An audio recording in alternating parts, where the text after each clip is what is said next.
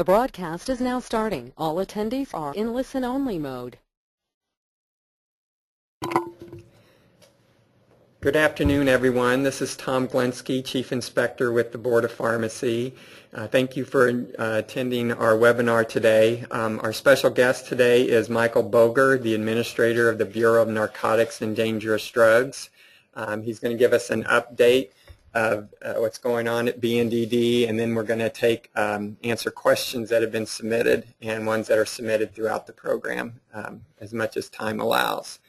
Before I turn it over to Mike, just go through that for those who haven't been on our webinars before, you're in listen-only mode. If you have trouble with the internet connection getting audio, you can dial in using the access codes provided on your GoToWebinar toolbar. Continuing education, it has been approved for an hour of CE. You must be officially signed in and logged on. You cannot be listening in under someone else's login. You will not get credit for that. You must be logged in, I said. If you're just dialing in on the telephone and not watching on your computer, you won't get credit. There is a post-survey that must be submitted within 48 hours. We'll have more instructions on that at the end of the webinar. And this CE is not submitted to the CPE Monitor. We will provide your certificate in the mail after the completion. There's handouts on the board's web page today. We do post a recording of this. It's a YouTube video, usually about 7 to 14 days time. There's a link on our website now for that, and you do not get CE for watching a recording of one of our webinars. If you want to submit questions throughout, you go to the webinar tool bar, and you can submit a question, type it and hit send, and then we will answer those towards the end of the program. So now I'm going to turn it over to Mike. Again, Mike, thanks for coming today to do the program for us. Thanks for having us. We prepared some updated information of what's going on in the Bureau. We're looking forward to answering a lot of questions that the Bureau gets daily from physicians and pharmacists around the state. So we'll just kind of go through our program and get started on our just some updated information about the Bureau this past year. These are some of our annual statistics that I would share with you. By our last count, we have over 29,000 registrants. That number shoots up and down daily. We have new registrants coming in, registrants that expire. That number goes up and down. It gets close to 30,000 sometimes and then drops back down closer to 29,000. During the last fiscal year, in the 12-month cycle, our staff did 3,071 address changes or updates for practitioners. They handled over 16,000 telephone calls. Our website was receiving over 275,000 hits. We have our email link on our website where anybody can always email the question to bndd@health.mo.gov, and we can answer them. And this is better than playing telephone tag. You don't have to interrupt or wait on patient care. You can always send us an email and then continue to work throughout the day, and you'll get a response from us, and then when you do, it'll be in writing. And you don't have to play telephone tag with us, and that's a much easier way to communicate with us than trying to get through on our phone lines, because we get the 16,000 calls a year, but we have 2 staff that are there available to answer the calls. During the past year, we received over 1,000 loss or theft reports from drugs either being lost or stolen and diverted. We performed 112 inspections, closed out 80 investigations that resulted in 59 disciplinary actions taken. A breakdown of what type of registrants that we have out of our about 30,000 registrants is broken down here. Physicians are our biggest group. followed by the dentists, the veterinarians, the retail pharmacies, and then all the other practitioners make up a smaller group, the podiatrists, the optometrists, the advanced practice nurses, and the PAs. And as you can see there, licensed facilities, hospital surgery centers, long-term care kits, or their automated dispensing machines, and then the smaller groups, distributors, importers, exporters, analytical labs. Out of those types of discipline that we issued during this past year, we did 4 letters of warning, 22 letters of censure. We placed 2 on probation. We didn't suspend anybody. We didn't revoke anybody. Those aren't finalized yet. We denied a new registration. And then we had 10 individuals voluntarily surrender their registration in lieu of some type of disciplinary action at this time. We had new legislation passed this year that created a new type of practitioner. The Missouri legislature enacted a law that would create something titled an assistant physician. This is a new type of mid-level practitioner. They're going to have the same authority as an advanced practice nurse or a physician's assistant. They're going to have to get a special license and authority from the Board of Healing Arts. Then they will get a BNDD number followed by a DEA number. They'll be able to prescribe only in Schedules 3, 4, and 5. They will have no authority in Schedule 2. They have to be in a collaborative supervision agreement with a physician. They can only practice in an underserved practitioner shortage area in the state where there's a shortage of other healthcare providers. This whole thing is going to start with the State Board of Healing Arts. Will have to promulgate rules to establish and create a license for them. That is their first step. And they will be working on that over this next year. So it could be a couple of years before we actually see our first prescription written by an assistant physician. Legislation was passed that would allow the Department of Health and the Department of Agriculture to regulate the manufacturing growth of hemp extract oils, the CBD oil.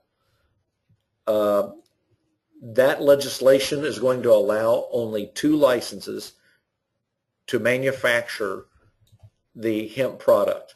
And they're going to be licensed and inspected and overseen on the licensure end by the Missouri Department of Agriculture. But because it's a controlled drug, they're still going to have a registration with BNDD. So when they apply to grow and manufacture their marijuana product, they will have to identify all their patient care dispensing centers of where they're going to provide it around the state. BNDD will register the manufacturers at their site and also each individual dispensing centers. The BNDD will regulate the dispensing of that marijuana product down to the patient level. So at this time, the way the statute's written, we will regulate the quantities, the packaging, the labeling, how much can be dispensed at one time, things like that. Basically, because we are stepping away from the federal law here, the state will be assuming both the role of the FDA and the DEA. So with the Department of Agriculture, we're going to have to put in their required labeling, packaging, warnings, all the other things that a patient should know. We will now have to just do that at the state level. The BNDD also will issue registration cards to patients. Patients have to be diagnosed with epilepsy and intractable epileptic seizures. They have to be treated by a neurosurgeon, and that doctor will have to just provide a note that other drugs have failed. So the doctors will not be writing a prescription. The doctors will just provide a letter that says, this is my patient, they have this diagnosis, all these other things have failed. And then that will allow our department to issue them a card so that they can obtain this special CBD oil. This oil is made from a specific plant of the entire cannabis species. So we're going to limit them to only having this one specific species of plant. They're not going to be growing all types of different marijuana. They're going to be limited to the one specific plant that's needed to create the CBD oil. It has to be manufactured and produced in the state of Missouri. It cannot be brought in from out of state. And that's consistent with all the other states and what they're doing.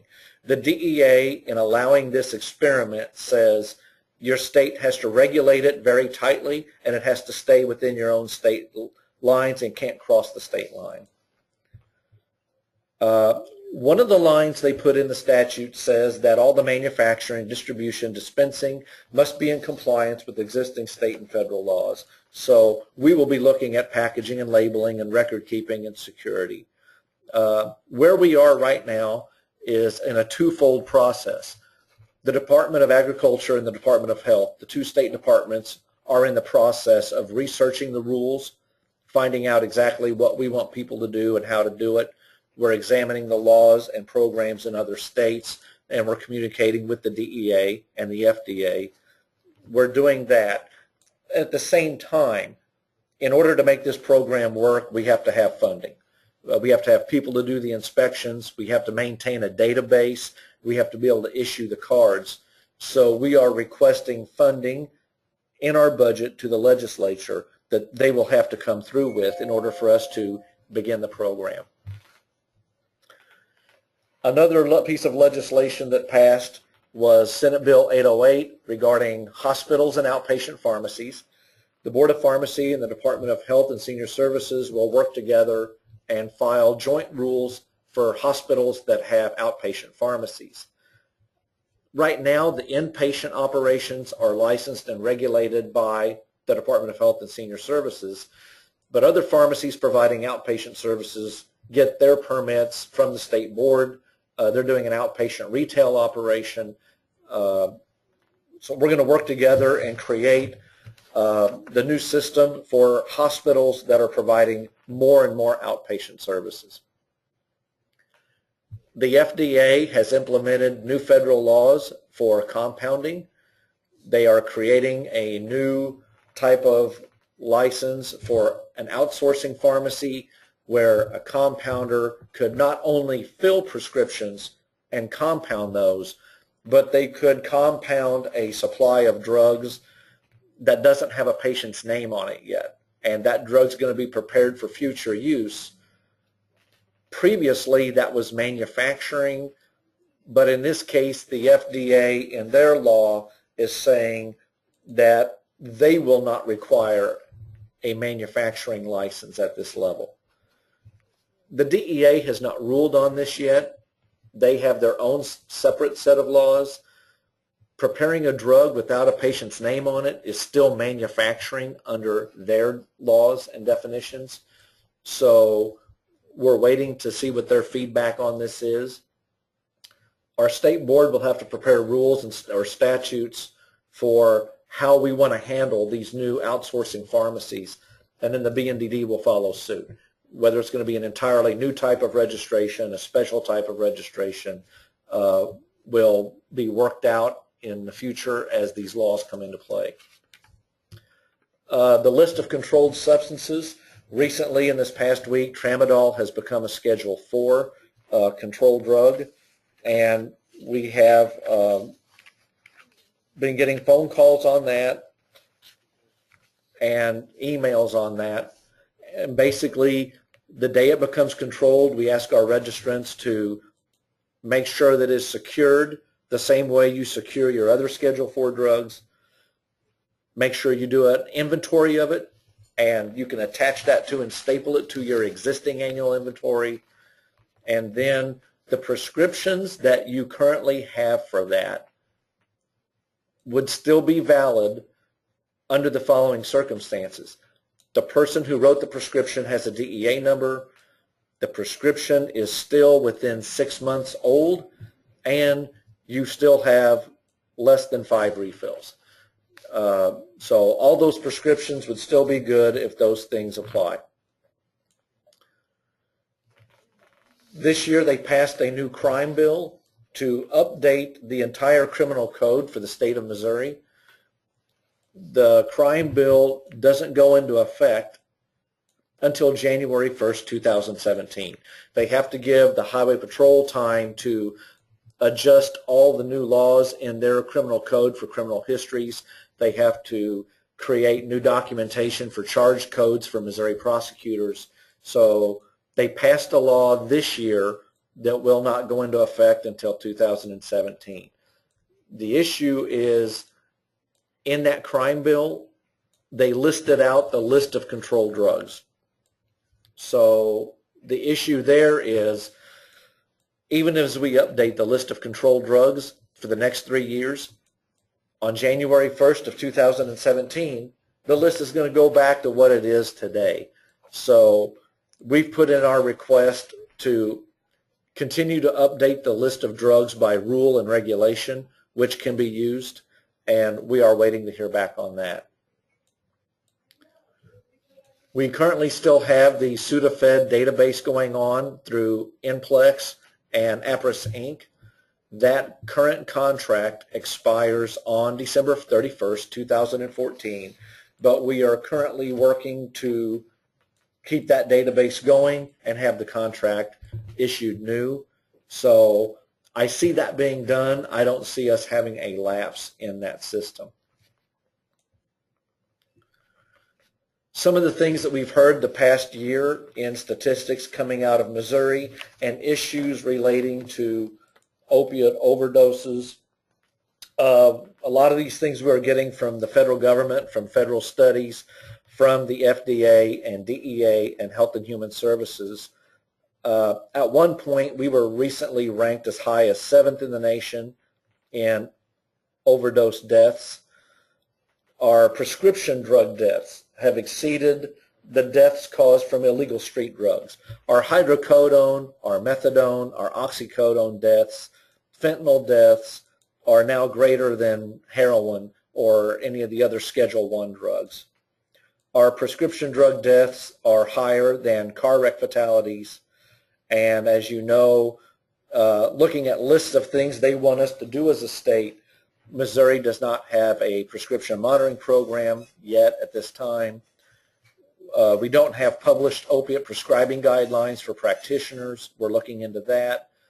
Missouri does not have specific regulations for the operation of pain clinics.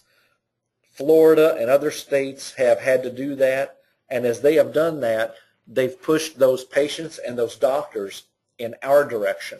And now we're having these types of rogue clinics pop up in the southeast part of Missouri. So we're going to look into working with the industry to see what we can do about regulations for clinics. Our bureau's applied for a grant from the federal government to address opiate abuse. We have a multi-agency group seeking to form a coalition so that we can work on this as a group. That would be the BNDD, the DEA, and also all of our licensing boards, their professional associations, hospital associations, and groups that provide care and treatment. We want it to be a complete roundtable group that represents everybody in the industry to work towards solutions to the statewide problem.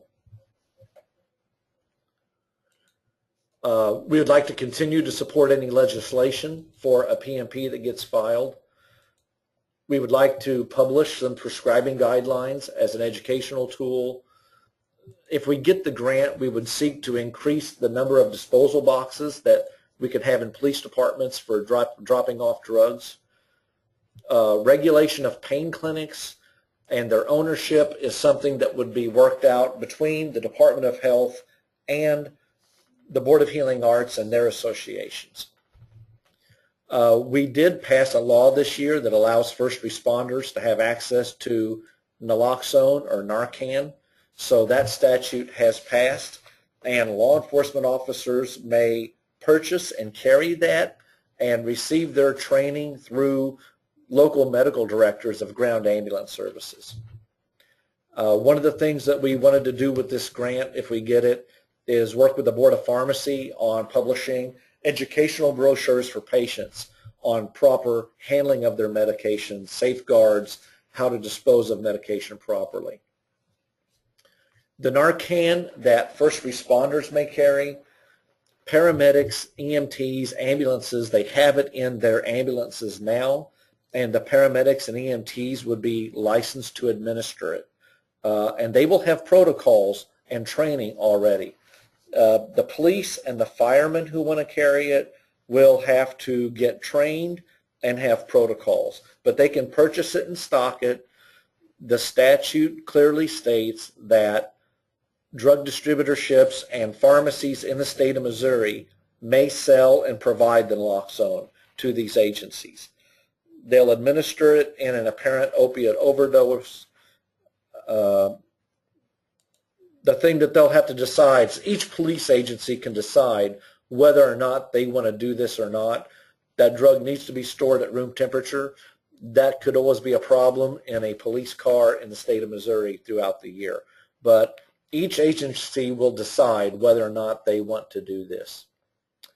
That's all the update that we have at this time. Okay, we're going to start answering some of the questions that we've received. If you'd like to submit a question to us, go to the toolbar and type it in and hit send, and we will try to get to as many of them as we can. Let's see, Mike. We have someone asking about what is an acceptable medical reason for allowing more than a 30-day supply on a C2 prescription? Is the diagnosis or diagnosis code sufficient? The statute is in section 195.080, and the statute specifically states that the prescriber must provide and document a medical reason for the extended supply. Just a diagnosis is not enough, and a diagnosis code is not sufficient. The doctor needs to provide, in English, additional information, such as the diagnosis, the condition or status of the patient, the reason for the extended supply. The most common thing that we see is on a prescription for a stimulant for ADD, we'll see a prescription that says stable ADD patient. That's okay with us. It lets us know that what the patient's diagnosis is and the fact that they're stable and that the doctor doesn't want to see them every 30 days. They're seeing them once a quarter. That's acceptable. That's the number one thing we see. What's not acceptable is something that's not a medical reason. When the doctor will write, patient wants a 90-day supply because they get a price break on insurance. That's not a medical reason. Patient's going back to college, the patient's traveling overseas, that's not a medical reason. They're going to have to provide a medical reason. Okay, our next group of questions kind of deal with the out-of-state nurse practitioner physician assistant. Someone's asking what limits apply to them.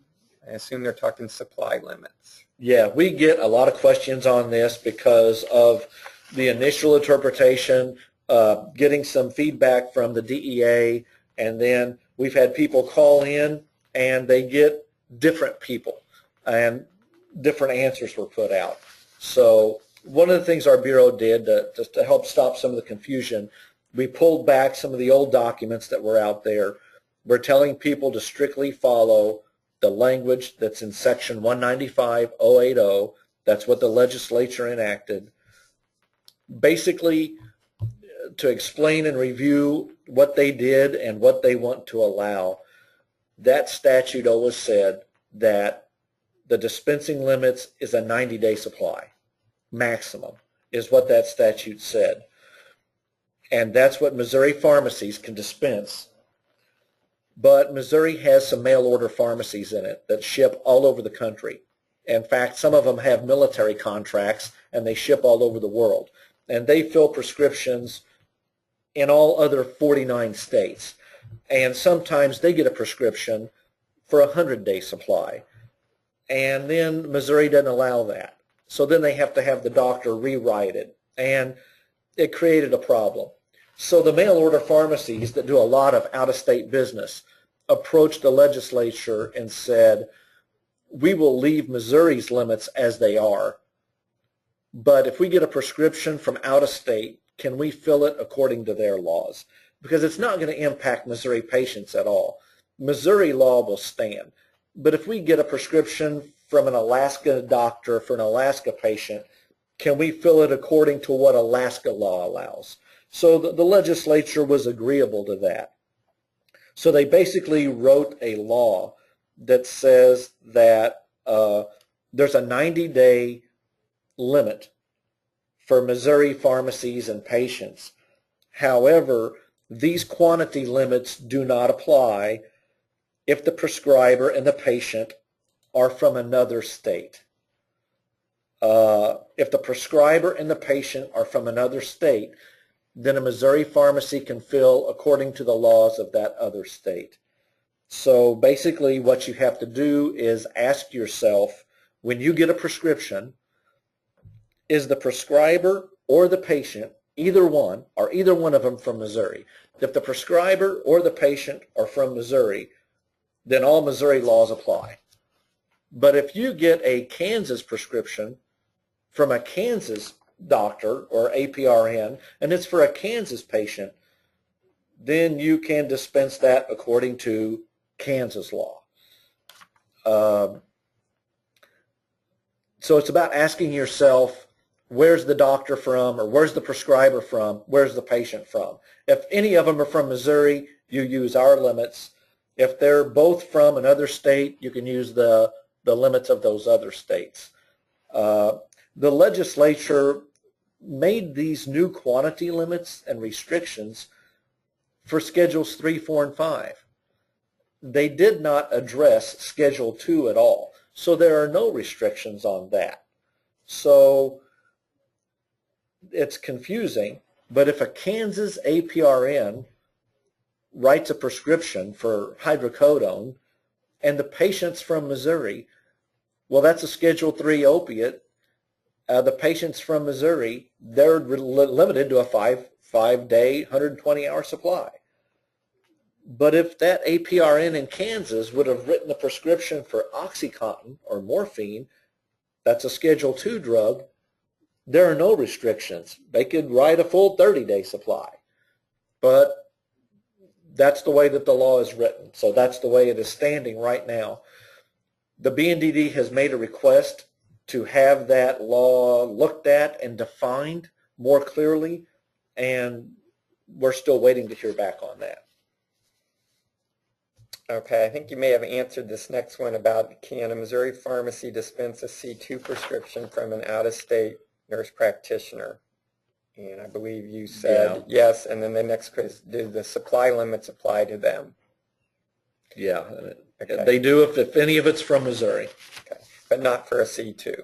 Right, because the legislature did not put any restrictions on out-of-state practitioners writing for Schedule 2. That has kind of turned out to work for the better of some of our patients, particularly if you're in the Kansas City area. The major single trauma center for burn treatment center is on the Kansas side, and it's in a Kansas facility, and that's the only burn center. And APRNs handle all their discharge meds.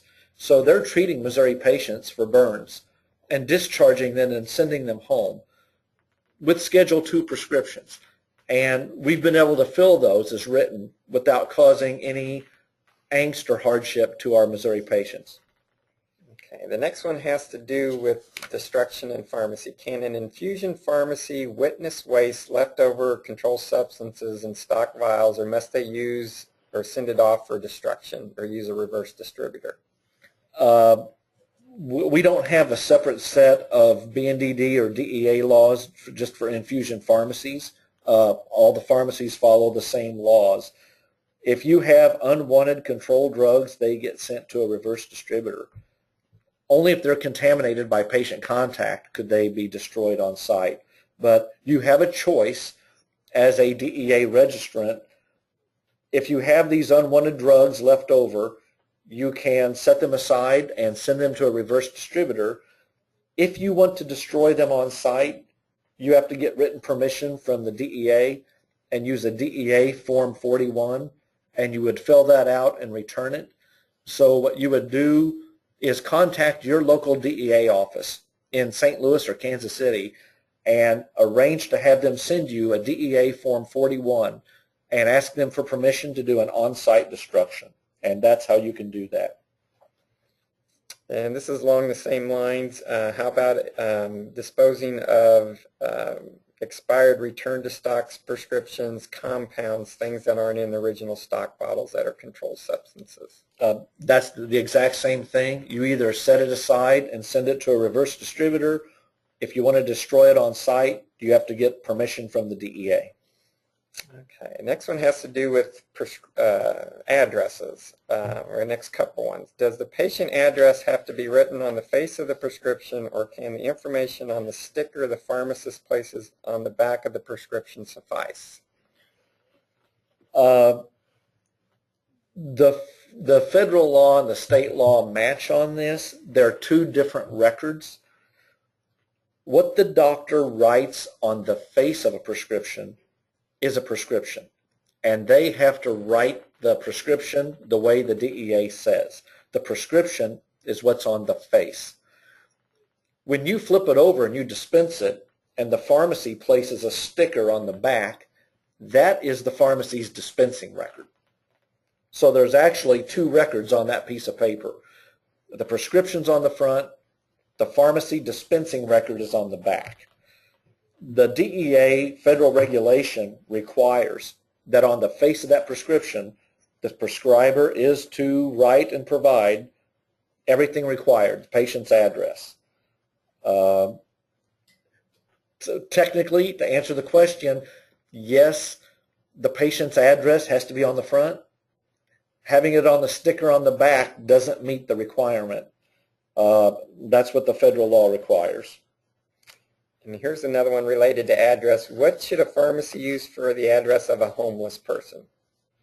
Kind of the same answer there. We have to follow and go by the federal DEA regulation. They require an address. There's no provision for a person that says, I don't have an address. They have to provide an address, and that's still required by the federal law. They've never amended their rule to say that you can write a prescription without an address. Okay, next one has to do with injectable testosterone. What is a pharmacy to do if they can only get 10 ml vials, which are more than a 90-day supply? The current statute set by the legislature only allows a maximum of a 90-day supply. If the pharmacy cannot fill the prescription to comply, then you can't dispense it. You're limited by statute to the 90-day supply. The prescriber may have to rewrite a new prescription for a smaller quantity. There are some other options available.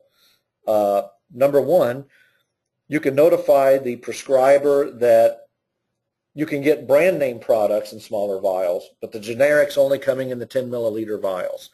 There's an option to do the brand name instead of the generic, but sometimes that can become a payment issue, but that is one option. Another option is notify the prescriber that instead of writing prescriptions, they may want to buy and purchase and stock their own testosterone in their office.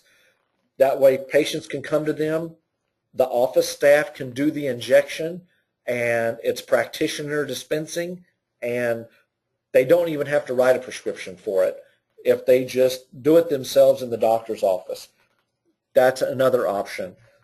Our last option is a pharmacy could break down the 10 milliliter vial, repackage it and relabel it into smaller dose vials if the pharmacy has a permit as a compounder. That's the other option. Let me clarify, that would be Yes. a Class H sterile products compounder. Class H not a sterile non-sterile. products? Okay. I'll get that. I knew it was some type. Okay. Okay, next one deals with nursing home orders. What constitutes a valid controlled substance order from a nursing home? That's a very good question. We get this all the time, and we go back and clarify that relationship between a nursing home and how they get their medicine and how the pharmacy sends them their medicine. There's a lot of confusion by the staff inside some long-term care facilities. The staff inside a long-term care facility likes to use the word order, and that's not the correct word to use. What they have in their facility are residents who live there, and they receive their medicine through prescriptions. Those patients see a doctor, the doctor authorizes a prescription, that prescription is filled by a retail pharmacy and delivered to their resident's home. Those are prescriptions and they are not orders. There's a difference in the law. So basically, the doctor has to provide the pharmacy with a authorized controlled substance prescription, just like any other prescription that you would get on a daily basis from anybody else. They've got to give you something that has the patient's name and address, the date written, drug name, strength, form, and quantity, directions, whether substitutions permitted or dispenses written, any refill authorizations, and then of course the doctor's name, address, DEA number, and then if it is faxed, the doctor has to have signed it before it was faxed, or if it's a prescription, the doctor signs it. The staff from the nursing home is allowed to phone it in on the doctor's behalf, but it has to have all those things or it's not a legal prescription. A nursing home is not like a hospital where they have ongoing standing orders where the nurses are pulling from hospital stock out of a machine. It's not that. These are prescriptions that doctors are providing that have to be dispensed. So you fill them like you do normal prescriptions. Next one has to do with labeling. Is there a requirement for the physician's name to be on the label when a pharmacy dispenses controlled substance prescribed by a nurse practitioner? Yes, the legislature mandated that. I believe back in 2010 when they passed the law that gave mid-level practitioners the authority to prescribe. They amended our drug labeling law that says that when a controlled drug prescription is dispensed and that prescriber is a mid-level practitioner, the pharmacy must print the name of the supervising or collaborating physician on the label. And it just must appear, it has to be on there somewhere. If it wants to be part of the big label, you can. If you wanted to add a totally separate sticker, I think that would be okay also. One of the things that we have stressed to all of our mid-level practitioners is that when they write a prescription, put the name of your doctor on there so that the pharmacy doesn't have to make extra phone calls. Because if you don't put the name of your doctor on there, then they have to make extra phone calls before they can fill it. So, okay. Please explain long-term care facility e-kits in relation to controlled substances. Okay, and that kind of goes back to where we are with how medications are provided in a nursing home. Every day, the patient's daily medications are provided to them through prescriptions that they get from your pharmacies.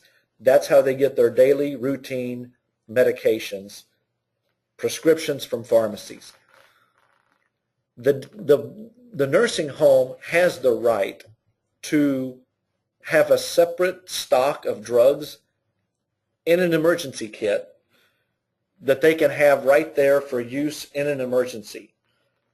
The DEA has taken the position that they do not regulate long-term care. They do not register nursing homes or long-term care. They totally are standing down on this.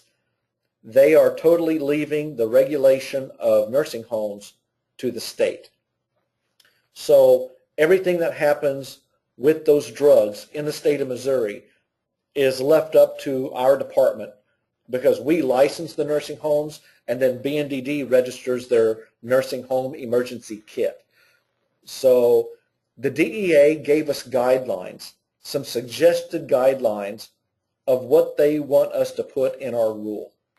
So back years and years ago, our state, BNDD, drafted a rule for nursing home kits.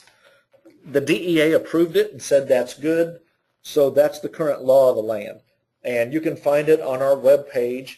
It's our state regulation 1.052.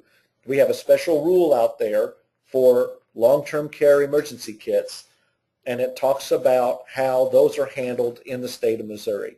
And basically, we treat it the same way we do if we wanted to put drugs stocked inside a doctor's office. It's practitioner having some drugs on hand to use on site with the doctor's permission.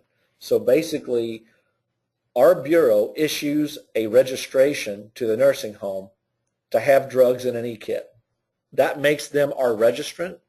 They have to do everything that everybody else does. They have to have the drugs locked up and secured. They have to do receipt records, annual inventories, dispensing records. They have to report any losses.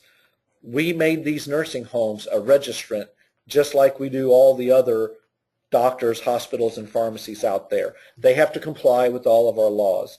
They are responsible for their drug supply, their records, and their security.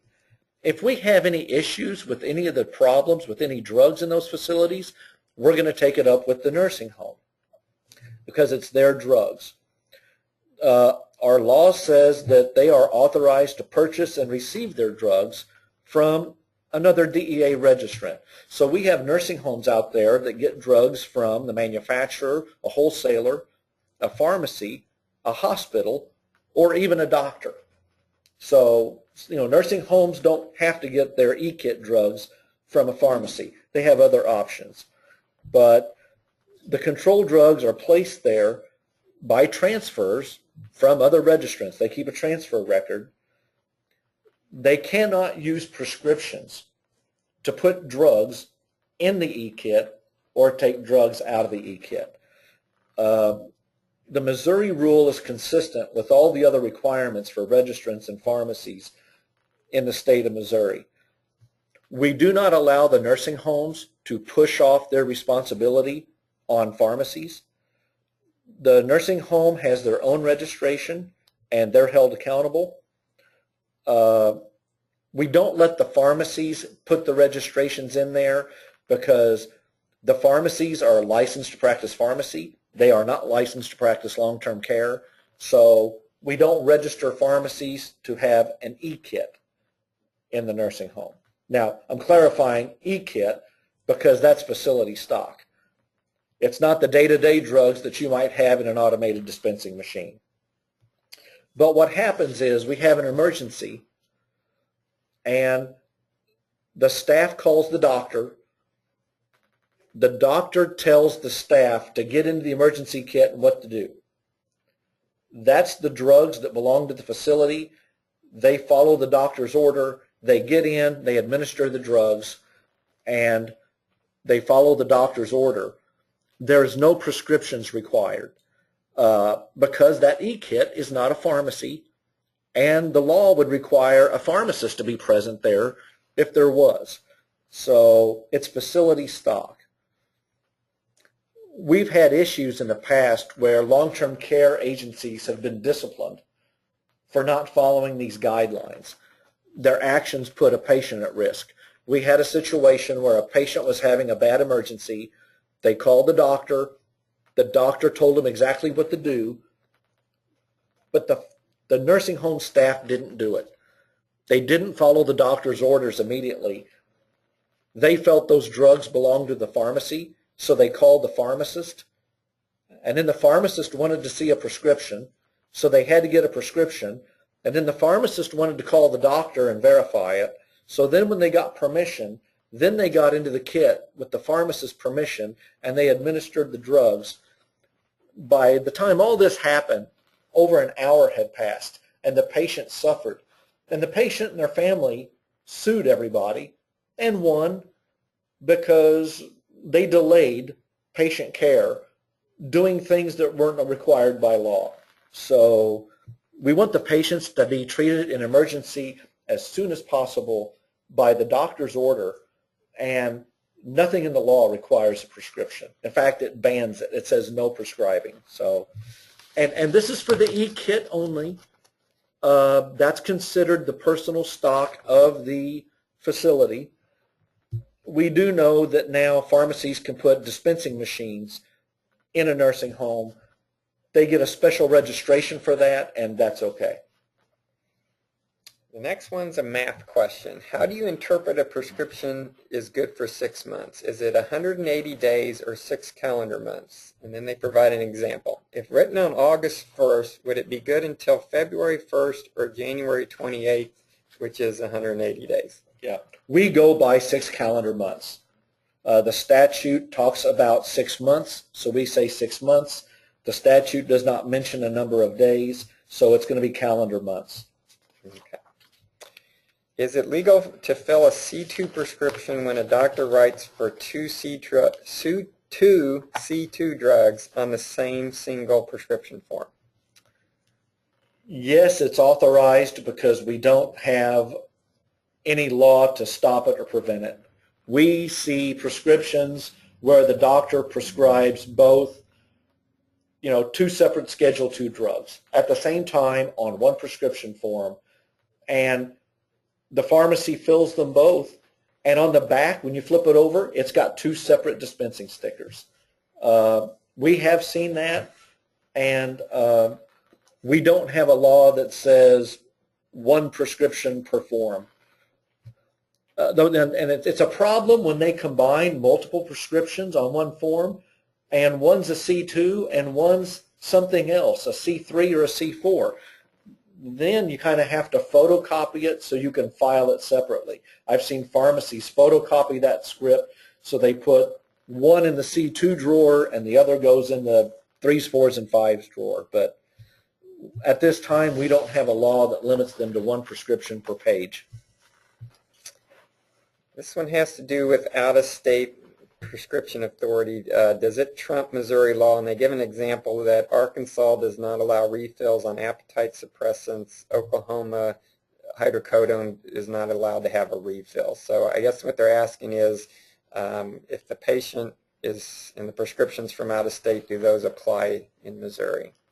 Yes, it does, because regardless of where you are, no matter where you go in the country, one of the lines in the federal DEA law says that prescriptions may be dispensed as long as they are legal and written legally and they are authorized by law.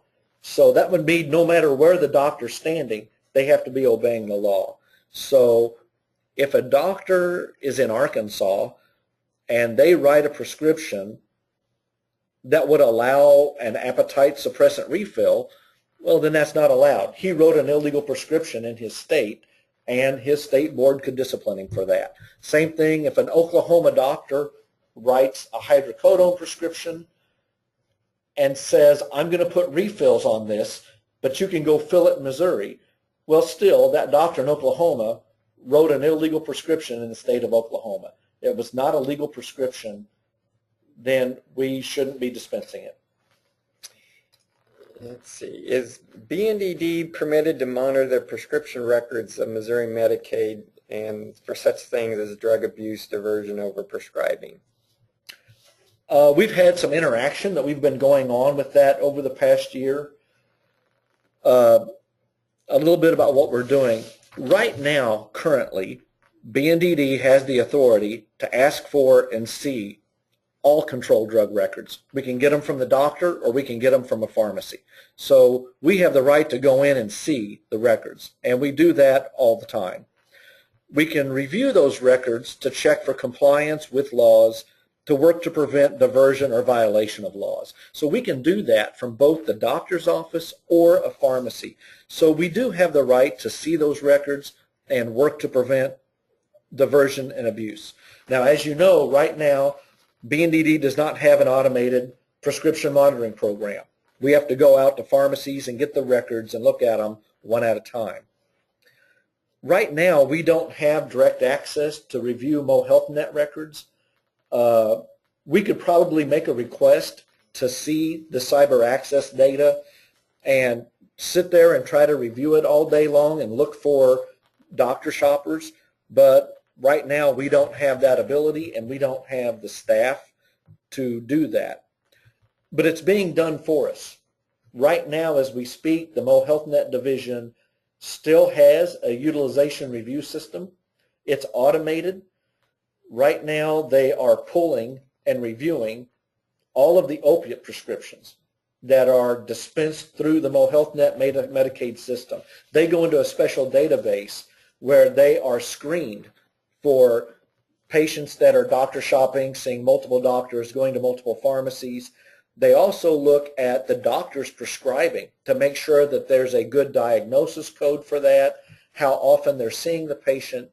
Because Medicaid pays the bills, they get to see all the data, both on the pharmacy end and on the doctor's end. So they've been sending letters to doctors, letters to patients, locking in patients. MoHealthNet has made a big effort during the past year to catch these patients doing this. And during the last quarter, it has shown great success. They made a significant reduction in the number of prescriptions dispensed, the cost savings on their pharmacy bills, and even the number of ER visits that are popping up from overdoses. Also, MoHealthNet has the authority to make referrals to our bureau. When they see something that's totally inappropriate, that they find questionable, that they think we should go make a visit, they are making referrals to us. And we've gone out and visited several practitioners during this past year. They made specifically 24 referrals to us. We took disciplinary actions on half of them, on 12. And those 12 disciplines range from letters of warning all the way up to censures, probations, and we've had 2 that have been arrested that are facing criminal charges.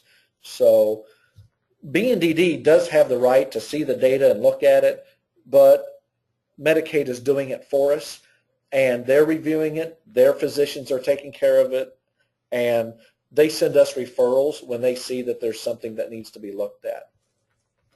Next one wants to know, is there a way to look at, to verify BNDD numbers on your website? You can search our website by registrant name at this point in time. It's not set up to search by number. We would like to add that in the future on our next database release, but at this time you can only search by name. Okay, we got multiple questions on, can you explain the difference again between an assistant physician versus a physician assistant? Yeah, that's a very good question. Okay.